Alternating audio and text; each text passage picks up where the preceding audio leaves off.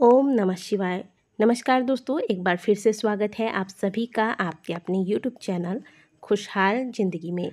दोस्तों, महादेव को समर्पित महादेव का प्रिय महीना श्रावण का महीना चल रहा है और श्रावण के महीने में वैसे तो एक एक दिन बहुत महत्वपूर्ण होता है। सावन महीने में इसमें भी खास कुछ तिथियां हैं और सोमवार का दिन बहुत ज़्यादा महत्वपूर्ण होता है।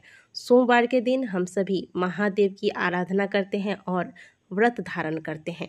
तो श्रावण का पहला सोमवार इस बार 10 जुलाई को पड़ रहा है और इस बार श्रावण महीने को लेकर थोड़ी सी दुविधा लोगों में बनी हुई है कि क्योंकि अधिक मास लग रहा है तो कौन सा व्रत करें, कौन सा ना करें व्रत, ये सारी जानकारियाँ देंगे। साथ ही सावन के पहले सोमवार की पूजा विधि बताएंगे और आज के दिन सुहागिन महिलाओं को विशेष करके किन विशेष बातों का ध्यान रखना चाहिए पूजा के दौरान ताकि उन्हें पूजा का शुभ फल प्राप्त हो तथा उनके सौभाग्य में वृद्धि हो, पति की तथा घर की तरफ। तो वीडियो को अंत तक जरूर देखिएगा और वीडियो अच्छी लगी तो वीडियो को लाइक जरूर कीजिएगा। दोस्तों, श्रावण महीने के बीच में इस बार अधिक मास लग रहा है, इस वजह से श्रावण का महीना कुल 59 दिनों का होगा और इस बीच आपको 8 सोमवार के व्रत प्राप्त होंगे। 2 व्रत आपको श्रावण महीने के प्रारंभ में प्राप्त होंगे, इसके बाद अधिक मास का प्रारंभ हो रहा है। इस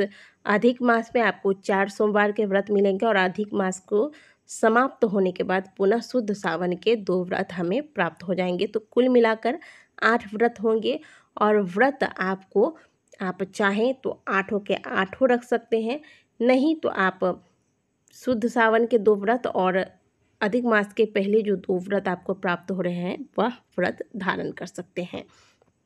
वैसे अधिक मास के व्रत को रखने में किसी भी प्रकार का दोष नहीं है। यदि आपकी शारीरिक क्षमता नहीं है कि आप इतने सारे व्रत रख पाएँ तो आप श्रावण का पहला सोमवार जो कि 10 जुलाई को पड़ रहा है वह व्रत रखिए और अंतिम सोमवार का व्रत जो शुद्ध सावन के व्रत आपको प्राप्त हो रहे हैं वह व्रत आप धारण करें और बाकी के सोमवार में आप महादेव की पूजा आराधना करके शुद्ध सात्विक भोजन लें।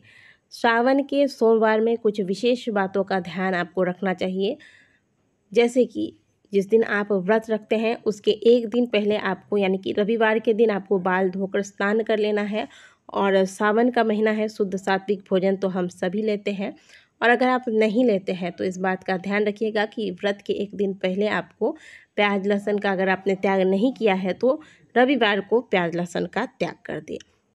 दूसरी बात, श्रावण महीने में हम जब भी महादेव की पूजा करते हैं तो बेलपत्री का विशेष महत्व होता है। अब बेलपत्र से जुड़े हुए भी कई विशेष नियम हमारे शास्त्रों में बताए गए हैं।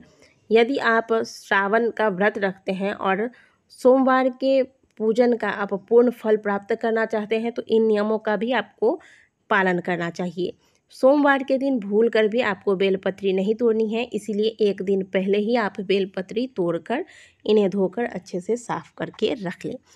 ये 2 कार्य आपको सोमवार के एक दिन पहले ही यानी कि रविवार के दिन ही कर लेना चाहिए। सोमवार के दिन प्रातःकाल जल्दी जागे, सूर्योदय से पहले जाग जाएं, घर की साफ सफाई कर लें, स्नान के बाद सबसे पहले सूर्य नारायण को अर्घ दें, तुलसी मैया की पूजा करें, घर में आप विधि पूर्वक पूजा कर लें। घर की पूजा करने के बाद ही आपको मंदिर जाना है। प्राय हम सभी श्रावण के सोमवार में मंदिर जाकर ही पूजन करते हैं, भले घर में अगर शिवलिंग की स्थापना हमने की है तो भी हमें आज के दिन मंदिर अवश्य जाना चाहिए, क्योंकि मंदिर में जो शिवलिंग स्थापित होते हैं वो प्राण प्रतिष्ठित होते हैं और उनमें साक्षात रूप में महादेव का वास होता है। इसीलिए मंदिर अवश्य जाएं। मंदिर जाने के लिए थाली सुंदर से तैयार कर लें। जल का लोटा आपको घर से ही भरकर लेकर जाना है। थाली में बेलपत्री जो आप रखेंगे वह 5, 7, 11, 21 इस प्रकार से रखें। अगर मिल सके तो 108 की संख्या में रखें और सभी बेलपत्री पर आपको चंदन का लेप कर देना है। चंदन से तीनों पत्तियों पर आपको एक टीका लगा देना है और बेलपत्री के नीचे जो गांठ सी बनी होती है इन्हें तोड़कर इस प्रकार से बेलपत्री को तैयार करना है। इसके अलावा चंदन, भस्म, अक्षत, हरे मूंग, काले तिल, गेहूँ, जौ, दुर्वा, धतूरा, मदार के पुष्प, कनेल के पुष्प, इनमें से जो भी पुष्प आपको प्राप्त हो जाते हैं ये सारी सामग्री आप रख लें। अब देखिए, इनमें से अगर कोई सामग्री आपके पास नहीं है तो इनमें चिंता की बात नहीं है, आपको जो मिल जाए आप वो सामग्रियाँ अवश्य शामिल करें। और साथ में आप पंचामृत बना लें। पंचामृत नहीं हो पाता है तो गाय का कच्चा दूध रख लें, और जो जल आप लेकर जाएंगे इसमें थोड़ा सा गंगा जल अवश्य मिला लीजिएगा। ये तो आपकी पूजा की थाली तैयार हो गई। अब आप इस बात का ध्यान रखिएगा कि जो भी सुहागिन महिलाएं हैं वह महादेव की जब पूजा कर रही हों तो कुछ विशेष बातों का उन्हें ध्यान रखना चाहिए। सबसे पहली बात तो जो वस्त्र आप धारण करते हैं, या तो आप श्रावण का महीना चल रहा है हरे रंग का वस्त्र धारण करें, या फिर पीले, नारंगी या लाल रंग के वस्त्र धारण करें। इसके अलावा जब भी पूजन करें अपने सर पर आप पल्लू लेकर इससे अपने सर को ढक लेंगे। दूसरी बात, आपके हाथों में आप अच्छे से चूड़ियाँ जो कि आपकी सुहाग की प्रतीक है, मांग में सिंदूर, गले में मंगलसूत्र, इन पूरी सामग्रियों के साथ पायल के मंदिर पहुंचे। महादेव के दिन होना चाहिए। पूजा करें, इन सभी सौभाग्य करें, चीज़ों को धारण करने के बाद महादेव का अभिषेक करें। फिर चंदन, भस्म, अक्षत, पुष्प, धूप, दीप इत्यादि नैवेद्य वगैरह दिखाकर महादेव की पूजा कर लें। वहाँ बैठकर महादेव के ओम नमः शिवाय मंत्र का 108 बार जाप करें। अंत में महादेव की आरती करके फिर जब आपकी पूजा संपन्न हो जाए, महादेव की पूजा आप कर लेते हैं, इसके बाद नंदी महाराज की भी पूजा करें। मंदिर में अगर अन्य देवी देवताओं की मूर्तियां हैं तो उनकी भी पूजा कर लें। पूजा करने के बाद श्रावण का महीना है, ऐसे में कुछ विशेष चीज़ों का दान यदि आप सोमवार के दिन करते हैं तो कितना भी बुरा समय क्यों न चल रहा हो जीवन में, वह बुरा समय महादेव की कृपा से समाप्त हो जाता है। तो आज के दिन संभव हो तो काले तिल, अन्न का दान, गुड़, नमक इत्यादि इन चीज़ों का आप किसी ज़रूरतमंद को या फिर किसी योग्य ब्राह्मणों को दान करें। फिर मंदिर से आने के बाद यदि आप व्रत रखते हैं तो आप एक बार फलाहार लेंगे। व्रत नहीं रखते हैं तो शुद्ध सात्विक भोजन करेंगे। दिन भर जो भी कार्य आप कर रहे हैं इस बीच महादेव का चिंतन बना रहे, इस बात का ध्यान रखिएगा। जितना संभव हो शिव महापुराण के कथा का श्रवण करें। आजकल तो टीवी, मोबाइल हर जगह आपको कथा श्रवण करने को मिल जाएगा। आप कथा का श्रवण करें। इसके बाद शाम के वक्त घर में धूप दीप लगाने के बाद पुनः एक बार महादेव के मंदिर जाएं। मंदिर में एक घी का दीपक, थोड़ा बड़ा साइज का घी का दीपक लीजिएगा, थोड़े से सुगंधित धूप ले लें। महादेव के मंदिर पहुंचकर एक लोटा जल चढ़ा दें। अगर जल ले जा सकते हैं तो अच्छी बात है, नहीं ले जाते तो भी कोई दिक्कत नहीं है। अगर ले जाए तो बढ़िया है, नहीं ले जाते हैं तो आप बिना जल के भी यह कार्य कर सकते हैं। एक दीपक और थोड़े से सुगंधित धूप महादेव के समक्ष दिखाकर महादेव को प्रणाम करके वापस घर को आ जाए। जो व्रत रखते हैं वह एक समय मीठा खाना खा सकते हैं। मीठे खाने में क्या, आप कद्दू का खीर बनाकर खा सकते हैं, मखाने का खीर खा सकते हैं, साबूदाने का खीर खा सकते हैं। यानी कि सोमवार के व्रत में नमक और अन्न का आपको पूरी तरीके से त्याग करना है। फलाहार लेकर ही आपको इस व्रत का पालन करना है। यही विधि होती है सोमवार के व्रत को धारण करने की।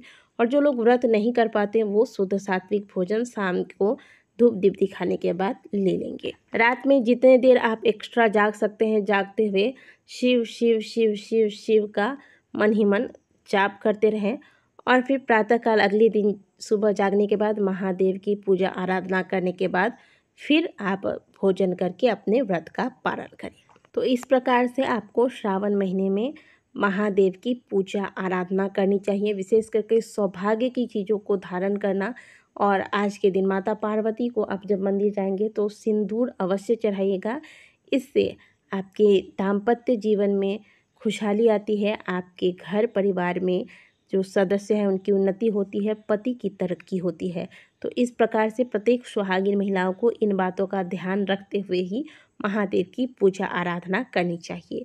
तो आशा करते हैं दोस्तों कि दी गई जानकारी आपको अच्छी लगी होगी। वीडियो अगर अच्छी लगी है तो वीडियो को लाइक कीजिएगा, कमेंट बॉक्स में हर हर महादेव अवश्य लिखिएगा। साथ ही गले का मंगलसूत्र या फिर जो भी चेन वगैरह आप पहनते हैं वो चीज़ें आपको अवश्य धारण करना चाहिए। इसके बाद महादेव की पूजा आराधना आपको करनी चाहिए। इससे आपको अखंड सौभाग्य का वरदान भगवान भोलेनाथ और माता पार्वती से मिलता है।